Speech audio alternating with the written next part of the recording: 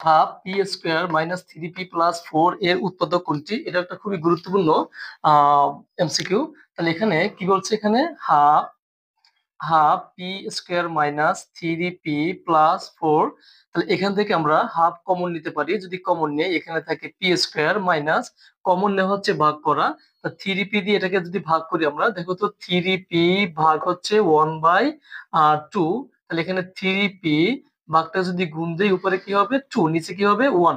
তাহলে এখন এই 3p উপর আছে, 2 উপর আছে, 3 দুগুণে কত হয় 6। তাহলে 6p, আর এখানে আছে প্লাস, কমন নেওয়া হচ্ছে ভাগ করা। তাহলে এখানে 4 ভাগ হচ্ছে 1/2। তাহলে 4 এই ভাগটা গুণ দিলে কি হবে, উল্টে যাবে, উপরে 2 নিচে হচ্ছে 1। তাহলে 4 দুগুণে কত হয় 8। এখন এটাকে আমরা মিডল টার্ম করবো। তাহলে 1/2 যদি মিডল টার্ম করি, তাহলে P square minus 4p minus 2p plus 8 এখন সমান 1/2। এখন এখান থেকে পি কমন নিয়ে যায়, থাকে কি পি মাইনাস 4, আর এখানে যায় -2 কমন, থাকে হচ্ছে পি মাইনাস 4। এখন তাহলে হাফ এখান থেকে কমন একটা, বলতো কমন কোনটা? p-4 কমন, আর আনকমন হচ্ছে p-2। তাহলে এখানে আনসার হচ্ছে গ নম্বর।